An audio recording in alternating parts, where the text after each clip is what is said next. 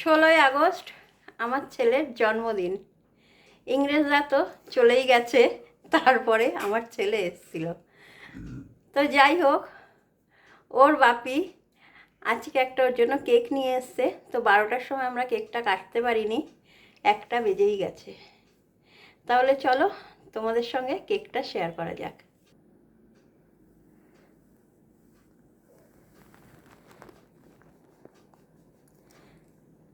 দেখো, কেকটা খুব সিম্পলের ওপরে, আর আমার ছেলে এই ধরনের কেক বেশি পছন্দ করে, তাই এই ধরনেরই কেক নিয়ে এসছে ওর বাপি। কেমন লাগছে সারপ্রাইজটা? খুব ভালো, কিন্তু কেক কাটি না, এই প্রথম বছর কাটছি। এই প্রথম বছর ও কেক কাটছে। ও 16 বছর কমপ্লিট হয়ে 17তে পা দিল।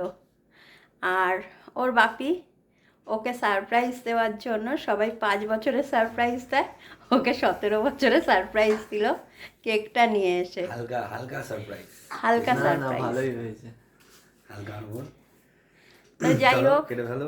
তোমরা আমাদের ঘরের দিকে তাকিও না, ঘরের অবস্থা খুবই খারাপ, আমাদেরও অবস্থা খারাপ। এখন শুতে যাওয়ার সময়। তো ছেলেকে ছোট্ট করে একটা সারপ্রাইজ দিয়ে দিলাম।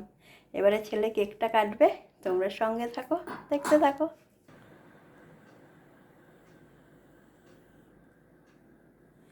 Happy birthday to you,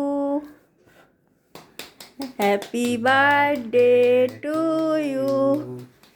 happy birthday dear দেব।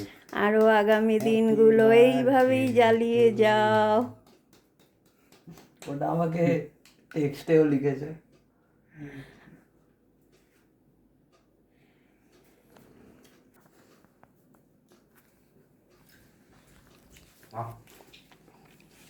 ভালো লাগে। আরে ওকে একটুখানি কেউ খাইয়ে দাও, সবাই দিয়েছে। আমি একটুখানি খাইনি। এনে পুরোটাই মেনে। কেমন লাগলো? সত্যি ভালো লাগলো সারপ্রাইজটা। আমি নিজেও বুঝতে, আমি শুয়ে পড়েছিলাম, শুয়ে ফোন কাটছিলাম, এবার হঠাৎ কেকটা এনে আমি বললাম কেক আনলে গেল, বললো সারপ্রাইজ। সত্যিই ভালো হয়েছে। আমাদের মধ্যবিত্ত পরিবারে এই ছোট্ট ছোট্ট সারপ্রাইজেই আমরা খুশি থাকি। তো চলো, তোমরা অনেক অনেক আশীর্বাদ করো, ও যেন আগামী দিনগুলো ভালোভাবে কাটিয়ে বাবা মাকে জ্বালিয়ে যেতে পারে। তো আজকের মতো গুড নাইট, আবার দেখা হবে আগামীকাল। টাটা।